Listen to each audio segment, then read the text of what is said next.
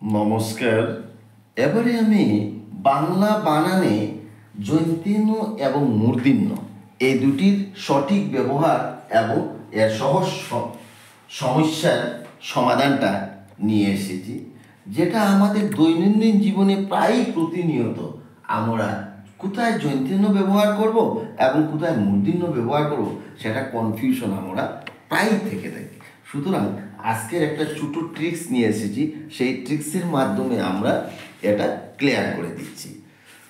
তো আমরা সকলেই জানি যে বাংলা বর্ণমালায় যে দুটা বর্ণ রয়েছে নয়ের ব্যবহার, হ্যাঁ, একটাকে আমরা বলি জৈন্তীর্ণ, একটাকে বলি মূর্ধন্য। তো এই দুটাকে নিয়ে আমরা আমাদের জীবনে সমস্যার তো কোনো শেষই নেই। এই যে আমি যে বোর্ডে লিখলাম, সাপোজ এই যে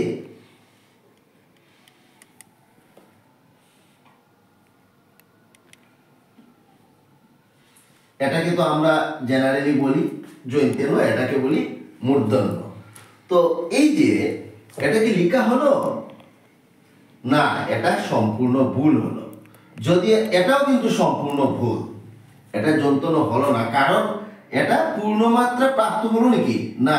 কখন সেটা শুদ্ধ হবে? যখন আমি পূর্ণ মাত্রা দেব, তখন সেটাকে আমরা বলবো জৈন্তীর্ণ। আর মূর্ধন্য হলে সেটা কি হতে লাগবে? অর্ধমাত্রা হতে হবে।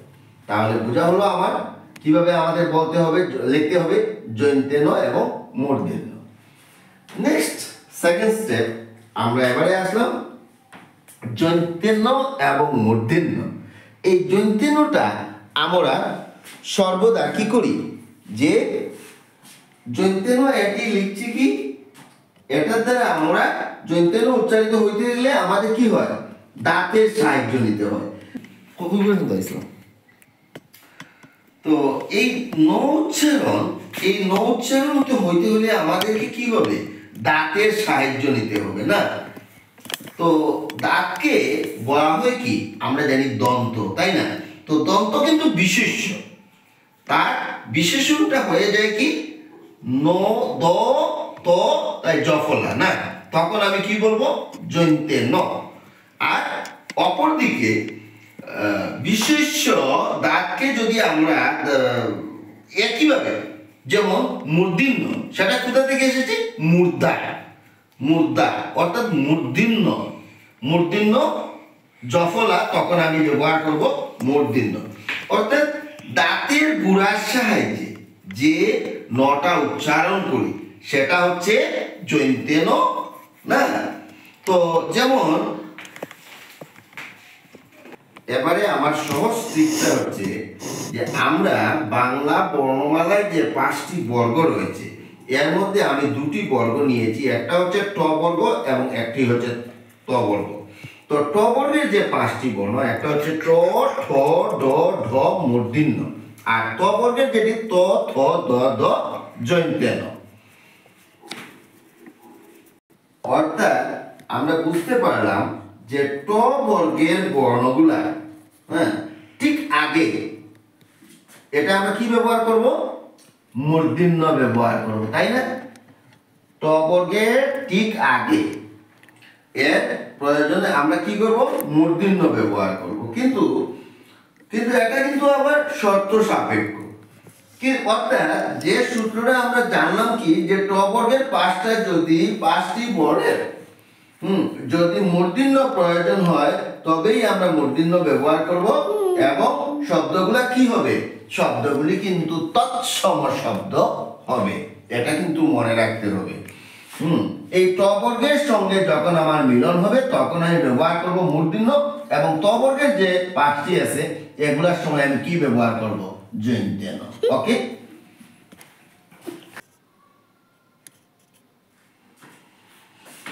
তো এই যে মূর্ধন্যকে কিন্তু আমরা কি বলবো? তৎসম। এবং এই জৈন্তীর্ণের ক্ষেত্রে আমার বাংলা শব্দভাণ্ডারে যে আমরা 5টা আমরা পেয়েছি, তদ্ভব, তৎসম, অর্ধতৎসম, দেশি, বিদেশি, তাই না? তো মূর্ধন্যর ক্ষেত্রে কিন্তু আমি সর্বদা কি করব? তৎসমটা ইউজ করব, তৎসম। হ্যাঁ, কারণ তৎসম হচ্ছে যে সংস্কৃত থেকে সরাসরি বাংলা ভাষায় প্রাধান্য লাভ করেছে। আর তদ্ভবটা তো আমরা জানি, হ্যাঁ, যে সংস্কৃত থেকে এসেছে এবং সেটা বাংলা ভাষায় নিজের অপরটি প্রাধান্য লাভ করেছে। আর অর্ধ তৎসম তো কিছু সংস্কৃত কিছু বাংলা, তাই না? তো মূর্ধন্য বুঝতে পারলাম তৎসম শব্দ সেটা কোনো পরিবর্তন হয়নি, সেটা সরাসরি সংস্কৃত থেকে গৃহীত হয়ে ডাইরেক্ট কি হয়েছে, বাংলা ভাষায় রূপান্তরিত হয়েছে। যেমন কর্ণ যদি কেউ বলে, কর্ণ সেটা তো সংস্কৃত শব্দ, তাহলে সেটা কি তৎসম? তাহলে তৎসম যদি হয় তাহলে আমি কি ব্যবহার করব, মূর্ধন্য, তাই না? আর স্বর্ণ, স্বর্ণটাও সংস্কৃত শব্দ, তৎসম, তাহলে এখানেও আমি কি করব, মূর্ধন্য ব্যবহার করব।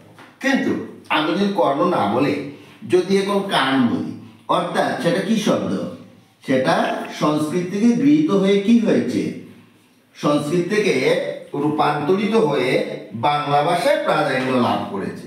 তাহলে কান লিখলাম, তাহলে কান লিখলে সেখানে আমার তদ্ভব হয়ে গেল। তাহলে আমি বুঝতে পারলাম যখন কান লিখবো দ্যাট ইজ সেটা তদ্ভব শব্দ। আর তদ্ভব শব্দের ক্ষেত্রে আমি কি ব্যবহার করবো, জৈন্তেন। এবং যখন আমি তৎসম শব্দ ইউজ করবো, দ্যাট ইজ সরাসরি সংস্কৃত শব্দ ইউজ করবো, তখন আমাকে বলতে হবে মূর্ধন্য। ঠিক আছে? যেমন স্বর্ণ, স্বর্ণ লিখলাম, কিন্তু যদি আমি সোনা বলি, সোনা, হ্যাঁ, তখন আমি কি ব্যবহার করব, সেটা তো আমার বাংলা ভাষায় রূপান্তরিত হয়েছে, তাহলে সেটা কি হবে, জৈন্তেন। ওকে, তাহলে আমরা বুঝতে পারলাম।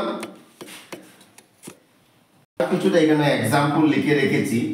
বন্টন, হ্যাঁ, বন্টন, যেমন এটা কি আছে, টবর্গ। টবর্গ হলে এই যে পাঁচটা আছে, তখন আমার সর্বদা কি হবে, কখনো জন্তেন হবে নাকি, মূর্ধন্য হবে। হ্যাঁ, কণ্টক, সেখানে কি আছে, টবর্গ আছে, টবর্গের বর্ণ, তাহলে কি হবে, মূর্ধন্য হবে। ড আছে গণ্ড, গণ্ডর ক্ষেত্রে কি হবে, মূর্ধন্য হবে। দণ্ড, হ্যাঁ, এখানেও ড আছে, তাহলে কি হবে, মূর্ধন্য হবে। এই পাঁচটার ক্ষেত্রে আমার কি হবে, তো আমার টেক্সটাই হচ্ছে ট বর্গের সঙ্গে আমার সর্বদা কি হবে, মূর্ধন্য হবে, এবং ত বর্গের সঙ্গে সর্বদা কি হবে, জন্তেন্য হবে। না, তো এখানে আমি লিখলাম দণ্ড, কিন্তু মূর্ধন্যর সঙ্গে কিন্তু আবার মূর্ধন্যই লাগবে না। যেমন কুণ্ড, একটা এক্সাম্পল নিলাম, এই মূর্ধন্যর সঙ্গে আবার কিন্তু মূর্ধন্যই যুক্ত হবে, কখনো জন্তেন্য। তার মানে ট বর্গের সঙ্গে আমার ত বর্গের কিন্তু কোনো মিল নেই, বা ত বর্গের সঙ্গেও আমার ট বর্গের কোনো মিল নেই। যখন শব্দ আছে যেগুলা আমরা তৎসম না, আমরা দেখলেই বুঝতে পারি যে এগুলো হচ্ছে বিদেশি শব্দ। যেমন গন্ডগোল, সেন্টার, লন্ডন, ঠিক না?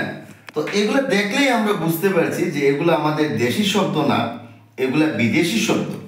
হ্যাঁ, তদ্ভব না, তৎসম না, তখন আমরা কি করব, তখন কিন্তু আবার মূর্ধন্য ব্যবহার হবে না, এটাই মনে রাখতে লাগবে। যেমন এখানে কি আছে, গন্ডগোল, হ্যাঁ, ডোয়া, তখন কিন্তু আবার সর্বদা কি মনে রাখতে লাগবে, জৈন্তেন্য হবে এই সর্বক্ষেত্রে। যেমন সেন্টার, হ্যাঁ, এগুলা বিদেশি শব্দ। লন্ডন, এগুলা কিন্তু আবার মূর্ধন্য হবে না, সেগুলোর ক্ষেত্রে আমরা কি করব, জৈন্তেন্য ব্যবহার করব। তাহলে আশা করি আমরা বুঝতে পারলাম আমার টিক্সটি। আবারও আমি বলছি, ট বর্গের বর্ণ কিন্তু ট, ঠ, ঢ, ঢ, মূর্ধন্য। এর ক্ষেত্রে কিন্তু আমি সর্বদাই, বেশিরভাগ ক্ষেত্রে আমি কি করছি, যে মূর্ধন্য ব্যবহার করব। ত, ত, দ, ধ, জৈন্তেন্য, এর ক্ষেত্রে আমি কি করব, এগুলো থাকলে আমার ত বর্গের যেগুলা, এগুলো থাকলে আমি জৈন্তেন্য ব্যবহার করব।